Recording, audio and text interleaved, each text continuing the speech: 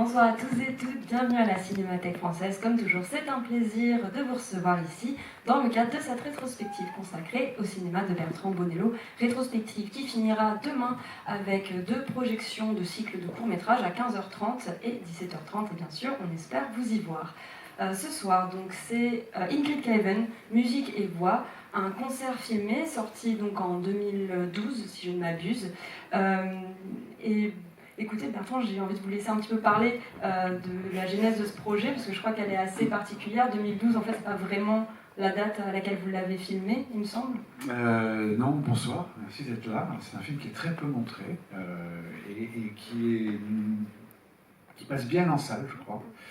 En effet, c'est un concert filmé. Alors l'histoire, elle est assez... moi, je connaissais un petit peu Ingrid Klaven. Alors, je vais commencer juste par le début. Pour moi, cette femme est un génie. Voilà. Mais vraiment, je le dis sincèrement, je l'aime, je suis amoureux d'elle. C'est un génie. Comme elle n'est pas là, je peux le dire.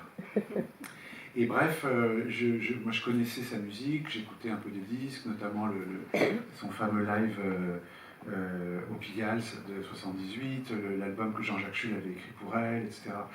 Mais bon, je ne l'avais jamais vue sur scène, et il se trouve qu'en 2006, je crois, elle fait 2 concerts à la Cité de la Musique, et qu'il m'invite très gentiment, parce que je les connaissais, à aller au concert. Et donc j'assiste à ce concert, et là je découvre un truc complètement fou. Je vois, enfin, un truc que j'avais jamais vu, c'est le truc de punk. Enfin, elle avait déjà peut-être 70 ans, mais une énergie dingue, une inventivité folle. Enfin, vraiment, j'avais jamais vu ça. J'utilise le mot punk vraiment parce que c'est, malgré qu'il y ait du baroque, du classique, c'était vraiment fou. On prend un verre ensuite, et elle me dit ah, mais c'est dommage, aucun théâtre ne veut acheter le spectacle. Je dis ah bon, mais c'est quand même fou parce que c'est vraiment génial, quoi. Et elle me dit oui, mais en fait pour les festivals ou les programmations classiques, c'est trop expérimental. Pour les trucs expérimentaux, il y a des trucs classiques. Enfin en gros, c'était inclassable. Évidemment, c'est toujours ce qui est le plus intéressant, ce qui est inclassable, mais c'est dur à faire passer. Et je dis comme ça, un peu bêtement, bah, j'espère que il y aura au moins une trace filmée, comme ça. Et là, Jean-Jacques Schul m'arrête tout de suite. Il me dit non, jamais de trace filmée, c'est du vivant, etc. Il y a ceux qui étaient là et ceux qui n'étaient pas là, etc. Je dis bon, je respecte complètement cette manière de penser. Et puis il m'appelle vers 3-4 heures du matin. Il me dit non, mais en fait, parce qu'il est très très noctambule, Jean-Jacques. Et il me dit oui, non, mais en fait, je repensais à ce que vous me disiez. Est-ce que vous pensez pouvoir faire quelque chose demain? Je dis bon, bah, je vais me démerder. J'appelle la chef opératrice avec qui je travaille à 8h du matin. Je dis écoute, il faudrait qu'on aille filmer le spectacle qu'on a vu hier, parce qu'elle m'avait accompagné. Elle me dit bon, d'accord. En plus, c'était assez sombre. Enfin, c'était... Et on va chez un loueur de caméras en disant voilà, j'ai besoin de 2 caméras pour ce soir, avec des capteurs très très sensibles, parce qu'il y a peu de lumière et tout. Il venait de recevoir 2 caméras nouvelles qu'ils n'avaient pas testées. Ils me disent on vous les prête, comme ça vous allez faire des tests en même temps. Et on arrive donc à la cité. José, la chef opératrice, prend une caméra, j'en prends une autre, je m'occupe du son, je me mets près de la console, et on filme à 2 caméras comme ça. Ce spectacle vraiment fou. Enfin, quand je dis que cette femme est un génie, je le pense sincèrement. Je fais un montage dans la foulée et je leur offre en fait ce film pour qu'il y ait une trace. Et puis un jour, peut-être 3-4 ans plus tard, je sais pas, ils font une projection dans un hôtel. Jean-Jacques adore les hôtels. Et il se trouve qu'il y avait le directeur du festival de Locarno qui était présent, qui était Olivier Père à l'époque, et qui me dit mais c'est génial, il faut montrer ça. Et donc il a sélectionné à Locarno, puis après il a été montré au festival de Vienne et de New York, et j'ai fait pas mal de tournées avec Ingrid. Et c'est devenu quelque part un film de cinéma. Quand je dis qu'il passe bien en salle, c'est vrai que je me souviens de cette projection à Locarno, où bah, voilà, c'était un concert, les gens applaudissaient, enfin, c'était... Voilà, donc voilà un petit peu l'histoire de ce film, et je suis vraiment content de le montrer, parce que c'est un document très rare. En effet, ce spectacle n'a pas tourné. En effet, cette femme est un génie.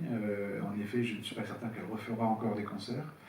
Donc rien qu'à cet endroit, voilà, je trouve que c'est un beau document qui va être édité en DVD parce que le feed lui fait un hommage à Ingrid Caven au mois de juillet avec un livre, et j'ai donné l'autorisation que le DVD accompagne, que le film accompagne le livre.